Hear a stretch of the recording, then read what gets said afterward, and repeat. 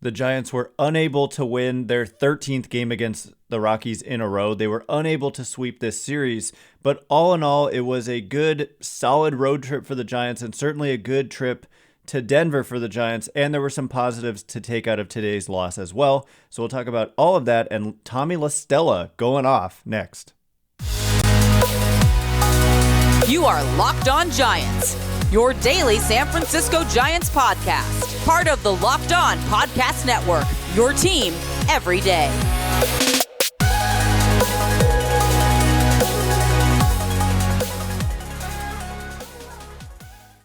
Hello and welcome to Locked On Giants, part of the Locked On Podcast Network, where it's your team every day. My name is Ben Kaspick, and on this show we provide daily episodes Monday through Friday, talking about the San Francisco Giants in a way that's data-driven and rational, but also simple, passionate, and accessible to all. I'm a former contributor for the baseball statistics and analysis websites Beyond the Box Score and Rotographs. I've been podcasting about the Giants since 2015, and I'm a lifelong fan. Thank you for making Locked On Giants your first listen every day. We're free and available wherever you get podcasts. And coming up on today's show, unfortunately, the most recent event was this loss in the finale of the series to the Colorado Rockies. Whenever there's a day game after a night game, we typically put the podcast out after the day game, especially if it's a little bit early. This game being at around noon local time here in the Bay Area. So unfortunately, we kind of had to skip over yesterday's loss to an extent, but we're going to talk about that on today's show. And why not start there? And then we'll talk about today's game, the positives coming out of today's game, and also some negatives to come out of today's game next. But I want to talk about yesterday and what we saw out of Tommy La Stella. This was obviously a little bit of a point of contention among Giants fans, kind of on social media and whatever, that, Tommy La Stella coming back, it pushed Luis Gonzalez out of the picture. And I think that upset some people and it rubbed some people the wrong way. But when you really think about it, they didn't really have much other choice. And I think last night we saw why Tommy La Stella is an important part of this roster and a good player. There's been a lot of talk about how he's just not a very good player. And I don't know. I just don't buy that at all. And what we saw last year out of La Stella is not the best of La Stella, especially given what we're seeing right now, which is actually he's made changes to his swing because he's always been a guy who controls the strike zone really well. He's always been a guy who's hit a lot of contact, elite contact, and elite strikeout rate. He's also been a guy who's hit for some power, but he's worked on adding bat speed and adding power. And something I noticed right away from Tommy La Stella is that his swing is different. The way he loads is completely different. He has a super high leg kick now. And if you go on my Twitter at Ben Kaspick, I put out a couple of images comparing last year to this year with Tommy La Stella's kind of pre-pitch load. And man, the leg kick is much bigger. We didn't see him play in today's game because it was a lefty starter on the mound. That is just how they do it. Tommy La Stella is a platoon player like most of the guys on the Giants. And so he didn't actually get into the game today. But yesterday, he had 3 hits, including 2 doubles and a monster home run that went, 464 feet? It was in the top 10 of the furthest hit balls all season long in Major League Baseball. And it was just a monster shot. And he's a little guy, so to see him do that is impressive. And I think a lot of people kind of sleep on his ability to hit for power in addition to those other skills that we just mentioned. And so just to reiterate, when I say they didn't really have another choice, Tommy La Stella is a good player. He's a player, in general, you cannot hold a guy down in the minor leagues when they're on a rehab assignment forever. Eventually you have to bring them back. And what were they supposed to do? Cut Tommy La Stella just to avoid optioning Luis Gonzalez when Gonzalez, the rule is Gonzalez can be optioned.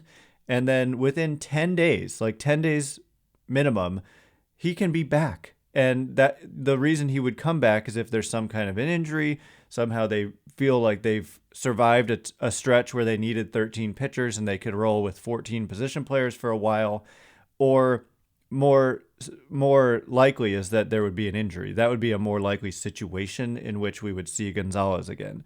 And the point to mention is that an injury to a number of different guys, Gonzalez has put himself in position to be that first guy back. And so the alternative is like, what, you're going to DFA Tommy La Stella? And we saw yesterday why you don't DFA a guy like that. He's a good player.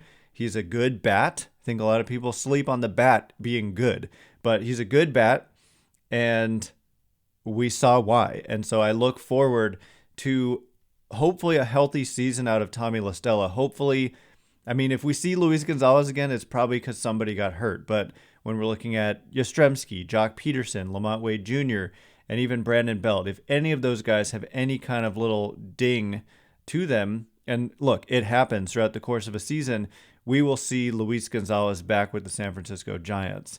And so behind Tommy La Stella, the Giants won this game 10-7. Alex Cobb was on the mound, and I was going to tweet this out but didn't, but it felt like Gabe Kapler left Alex Cobb in the game too long. And honestly, throughout, this is now season number 3 of Gabe Kapler, I haven't really strongly felt that way too many times, but last night did feel that way. And what does Gabe Kapler do after the game? He says to the media he felt like he left Cobb in for a couple of hitters too long and that it was his bad and his fault. So a couple of things. Number one, Alex Cobb appreciated that, and he said as much in his post-game interview. Number two, it's nice to see a manager kind of own up to that and take the blame for some runs getting tacked on to Alex Cobb's line, because he actually pitched pretty darn well in this game, and the final line definitely doesn't show it with 7 earned runs. But I can kind of understand where Kapler is coming from, because Cobb has a 70% ground ball rate and an ability to strike guys out right now. And so with guys on base, he probably was thinking you're one pitch away if you can just hit the ball on the ground and you can get a double play and get out of this inning. But it just didn't happen, and he was laboring, and every batter was getting a pitch kind of hanging over the middle, and they made him pay and ultimately got the 7 runs. But all is forgiven when you win the game, and Tommy La Stella powered the offense. Mike Yastrzemski had a big game as well. We'll talk about him, and he continued that today, even against a lefty starter. And Brandon Crawford and Tyro Estrada with big games as well. Curt Casali, following up his 2-homer game, went 0 for 5. So coming up next, I want to shift our attention to today's game. There were real positives and there were some real negatives, something the Giants may actually have to start thinking about doing something about. And then later on, we're going to talk about one of the things that drives me absolutely insane, but there's a total solution to it. And so we'll talk about that as well. But first, with spring in the air, it's a time of renewal and growth, personally and professionally. As your small business grows, LinkedIn Jobs is here to make it easier to find the people you want to talk to faster and for free. Simple tools like screening questions make it easy to focus on candidates with just the right skills and experience so you can quickly prioritize who you'd like to interview and hire.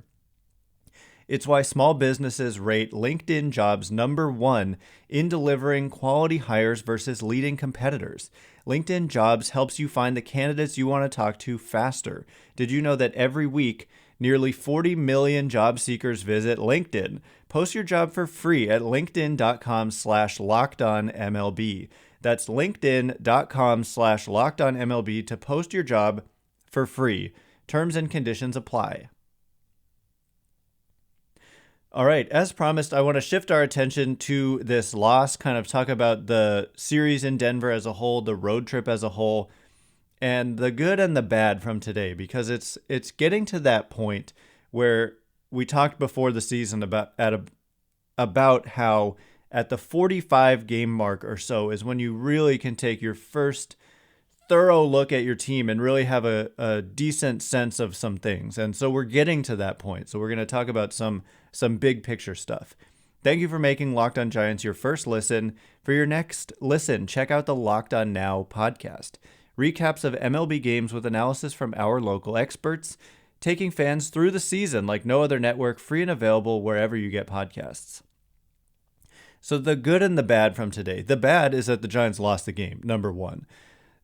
They lost 5-3, and really, kind of watching the game live, you're going to say, wow, they couldn't hold on to this lead that they had late in the game. They led 3-2 for much of the game. It was 3-2 in the fourth inning, and it was 3-2 in the eighth inning.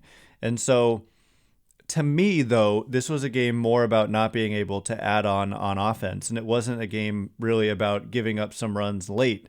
Holding the Rockies to 5 runs is actually pretty decent in Denver. When you only score 3 yourself, it's kind of like scoring only 1 run anywhere else. So the Giants did not have a great game offensively. They got 2 in the second, 1 in the fourth. The thing is, they had some chances. And I guess we're going down the negative route first, because for me, Joey Bart, there's a stark difference right now in the at-bat quality between Curt Casali and Joey Bart, and I don't think that's a big surprise to anybody. But when Curt Casali is swinging the bat well, it's really on full display. Joey Bart went 0 for 4 with 3 strikeouts, which unfortunately is not that uncommon of a not slash line, but a box score result for Joey Bart. So his strikeout rate on the season is 44% at this point in time, and he's had 84 plate appearances. So it's not a ton of plate appearances, but at the same time, he's really showed no sign of really reversing that. And at a certain point, I don't think they're going to be able to put up with that, even though the overall slash line has him at an above average weighted runs created plus. It's a very unusual route to get to being, quote, above average offensively. To hit 174 as a batting average, you really need a couple of other things going on. You need to be getting on base via the walk, and you need to be hitting for some power. And Joey Bart has done both of those things. His 188 isolated power is significantly better than the league average this year, which is around 140. So it's not like crazy better than the league average, but what it does mean is when he's gotten his hits, he's gotten a above average rate of extra base hits. And also, 321 on base percentage, despite a 174 batting average, is pretty darn good. And it's an above average on base percentage, just it for offense in general, let alone for catchers. Catchers are worse than league average offensively. So overall, I mean, it's hard for me to sit here and say they got to make a move when he's produced well above league average in general, and even more so for catchers. But at the same time, the strikeout rate and the swing and miss is something I don't know that they can just continue to put up with game after game that he's behind the plate. And I think a lot of you are probably thinking, I've been saying this since the first week of the season. Well, okay, you were probably right then. But the thing is, we give guys time, just like with, I don't know, Darin Ruf as another example. Very slow start, didn't have the same red flags with strikeout rate by way of example, but very slow start. We said, other people said, you give him time. He's got a track record. That's part of it that Bart does not have. With Ruf, he just last year and the year before was very, very good. And so you give him time. You don't give up on a player like that after a couple of bad weeks. And sure enough, I mean, if you look at Darin Ruff's numbers over the last 2 weeks, over the last 3 weeks, 4 weeks even, he's been kind of a monster again. And so that's why, I mean, we're not quite to the 45 game mark yet. I mean, we're not even that close. What are we at? 37 games. So we're about a week away. Not that like 44 doesn't mean anything and 45 does. It's not like an overnight switch is flipped, but we're getting to the point where we've learned some things, right? And we've learned this is a issue for Joey Bart. We've learned Mike Yastrzemski is having a nice year. We've learned Darin Ruf rebounded and is having much better at-bats and is looking like a offensive force again, or at least a real threat at the plate. But with Joey Bart, we're learning that this issue is not just going to go away, it seems like. And strikeout rate is actually one of the quicker things to stabilize, as is walk rate. And that's why it matters that he's drawing these walks as well. And he's clearly improved a lot in this area. And I just want to emphasize, hitting is really, really hard. Probably harder than you even think, even if you know hitting is hard. Like, it's unbelievably hard what these guys are doing. Joey Bart was a superstar in college. He's been great at various levels of the minor leagues. It's just a different animal when you get to the major leagues, even than AAA. And so this is a concern, but they did pick up much needed kind of upper minors catching insurance in the form of Michael Papierski in this Mauricio Dubon. Some people really hate that I say Dubon. Whatever. in the Mauricio trade. So I don't know what they're going to do, but I'm not sure that they can put up with this indefinitely. I think that at some point, what we're probably going to see for now is more of a 2/3 Casali. And if Bart doesn't show improvement, then they could just continue to roll with that, but I'm not sure that it's going to last forever. Anyway, I want to get to the positives from today because Bart, all of that was to say he came up with the bases loaded. It was a 2-out situation, but he also came up at one point with a runner on second and no outs in a situation where if you just kind of hit a ball deep in the air, you can get a tag up. I think it was Estrada on second base. And if you hit a ground ball to the right side or even up the middle, you can advance Estrada and then a sac fly. Just, you got to be able to tack on runs when you have the opportunity in Coors Field. And Bart came up a few times when pretty much you don't want to strike out above all else, and he struck out. And obviously that's going to continue to happen a lot if you're striking out nearly half the time. So the positives were basically Logan Webb. I think that he pitched great. He settled down. He gave up a couple of runs in the first inning, including on a home run to Charlie Blackmon to lead off the game. But he really settled down after that, and I think he had retired 16 straight before he went out there in the 8th inning and allowed a leadoff base runner. It looked like he was just going to go out there. They were going to let him keep pitching until he allowed one base runner, is what I thought they were doing. And Connor Joe pinch hit at the bottom of the lineup. Kind of a little sneak attack move there, pinch hitting for the catcher. And it worked out well. To Bud Black's credit, that proved to be a pretty solid move, I think, because Joe got things going with a hit. Jose Alvarez came in and he wasn't sharp. And he had the longest active streak of not allowing a home run dating back to June 1st of last year. So almost a full calendar year without allowing a home run for Jose Alvarez. But he allowed one to CJ Cron, and it changed the game, and the Rockies took the lead. But you had to figure at some point the Rockies can get some runs in Coors Field. It just happens. And so when you only get 3 yourself and you strand the bases loaded one time and you get guys on and you can't get them in, you get leadoff doubles and you can't score at Coors Field, that's going to burn you more often than not. So I focus on that. Logan Webb, though, overall 7+ innings, and he allowed 3 earned runs. That, like I said, if you score 3, that's kind of like allowing one at sea level. That's unscientific of me, but 3 in Denver as a starter, 7+ innings, 3 runs is a very good start. And to his credit, Kyle Freeland on the other side pitched a heck of a game as well. So this was a well-pitched game by the starting pitchers, and the Rockies came out on top because they had some clutch hits and the Giants did not. But anyway, all told, a series win in Denver and a 3-3 road trip. So we'll wrap that up in just a minute. And I'm going to talk about the thing that is now frustrating me more than anything else in Major League Baseball and how there is just a simple solution. So we're going to talk about what that is in just a second. But first, make every day your birthday with Built's birthday cake puffs. Built has taken the delicious experience of biting into a fresh slice of birthday cake, literally my favorite thing to eat, and they've enrobed it in 100% white chocolate and added sprinkles. With 150 calories, 16 grams of protein, and only 9 grams of sugar, this limited time flavor is an amazing option if you're looking for a healthy way to get flavor and variety, a good type of variety, into your day. All Built Puffs are covered in 100% real chocolate. That means with Built, you can eat healthy and actually enjoy doing it. Go to Built.com to get birthday cake puffs now. Go to Built.com, use promo code LOCKED15 and get 15% off your order. Use promo code LOCKED15 for 15% off at Built.com.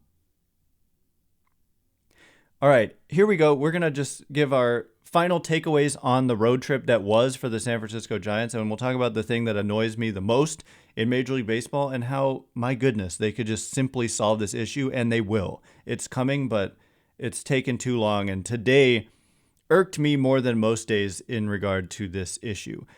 So why don't we just start with that, the strike zone. If you know me, you know I've been talking about this since I started podcasting in 2015.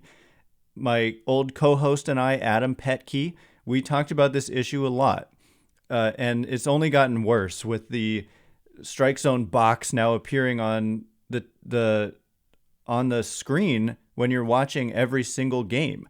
And so you can see when a ball is literally a foot off the plate away and called a strike, which happened in the first inning to Austin Slater.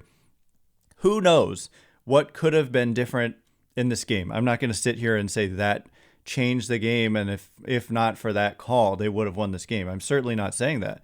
But what I am saying is it makes a big difference. The count, I don't know that people quite understand how much of an effect the count has in a Major League Baseball game. So I've got the numbers. The thing is, we can look this up. We can see what do hitters do once the count is X versus what do hitters do once the count is Y. And for Slater, leading off the game for the Giants, it was a 2-0 count. And the pitch was, maybe not quite literally a foot, but maybe about 8-9 inches off the plate away. It was not even close. It was one of the worst strike calls of the year. Giants also saw a really terrible strike call on Sunday Night Baseball with Lamont Wade Jr. Adam Wainwright just flipped up a curveball that was way off the plate, not even close. And it was called a strike in a full count. So it would have been a walk instead of strikeout. Would have been first and second, 1 out. Instead, it was runner on first, 2 outs. It's such a different scenario. So the count and the strike zone makes a huge impact. And so for Slater, would have been a 3-0 count. Instead, it was a called strike, became a 2-1 count. Hitters this year, after the count goes 3-0 at any point, so regardless of what, maybe the next 2 pitches are strikes, I'm just saying once the count has gone 3-0, what are the end results? And for hitters this year, they've got a 717 on base percentage and a 262 weighted runs created plus. After a count goes 2-1, however, which is what it was when this ball was called a strike, hitters have a 392 on base percentage and 134 weighted runs created plus. So the on base percentage, you're getting on base 72% of the time after a count goes 3-0 versus 39% of the time after it goes 2-1. Night and day. And the weighted runs created plus is almost cut in half, the difference between a 3-0 count and a 2-1 count. And this is leading off the first inning of a game in Colorado. We've seen the Giants just last year. They scored like 9 runs in a first inning, okay? At any point, a big inning is possible in Denver. And so who knows, right? If Austin Slater draws a leadoff walk, I believe the next batter of the game walked as well. And so maybe you're looking at a big inning there and the game completely changes. So to me, we've got the technology.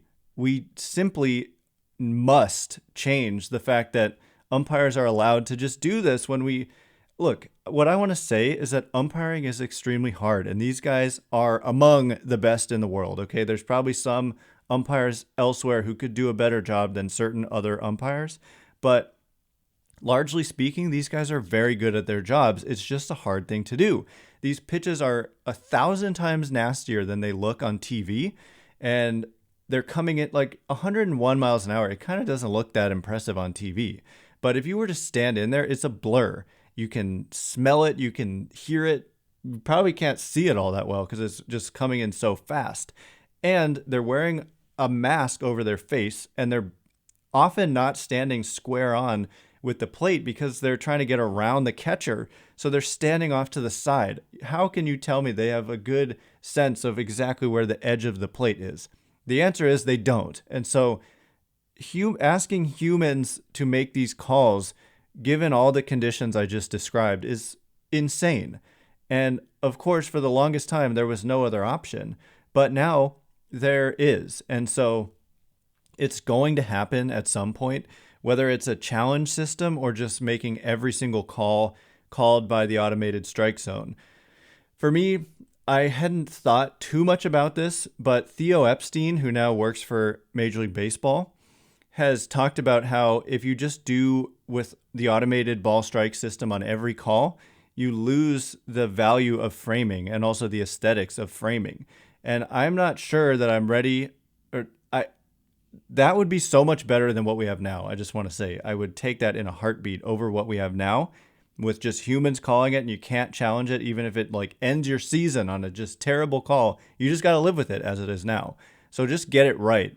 But if you say if you do that on every pitch, then framing becomes completely irrelevant, and it changes the whole catcher position to the point where framing doesn't matter at all. All you have to do is block and throw, and hitting probably becomes more important. And maybe we want that. Maybe it's a way to infuse more offense into the game. But I also think it would look a bit sloppy if catchers weren't framing at all and they're just stabbing at pitches left and right and they're called strikes. I kind of like the aesthetics of framing the pitch. So if you could challenge and do it the way they do it in tennis, where they just like raise their index finger, obviously the manager would have to give approval, and they just show it on the video board within 10 seconds. They show the pitch coming in, being off the plate by 9 inches, and they call it a ball. And it would also, the umpire would see this and be a little bit embarrassed, and it would probably incentivize them to be even better and realize that they're consistently giving this call that's not even close and it's going to get challenged. So regardless, tighten it up. I mean, it's just, I don't want it either way. Logan Webb got some calls as well. I just have to say, I don't want it either way. I just want it right. And let the outcome be what it is with the correct and fair and even strike zone every single night. It would be such an improvement to our game. So I feel strongly about this. So every now and then need to come on here and talk about it. Anyway, that's all the time we have for today. Wrapping up the road trip, 3-3 is solid against in Denver's always tough, even though the Giants have had a lot of success there lately. It's always tough. And then at St. Louis is tough as well. So 3-3 is fine. And now you come home and it's a tough homestand with the Padres and I don't even remember, the Braves, another good team. I don't have it pulled up.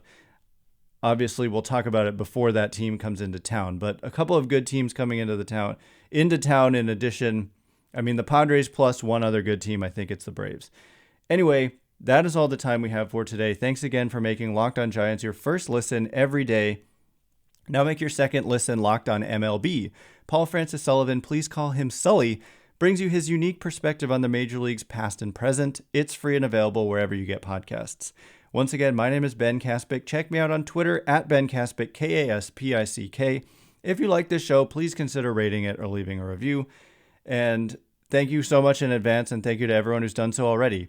I can't wait to be with you again tomorrow. Going to be doing a crossover with Javier Reyes from Locked On Padres, this time for real. Last time our schedules kind of got out of whack, but tomorrow that should be what's on the agenda. So I look forward to that. It's going to be a great conversation as always.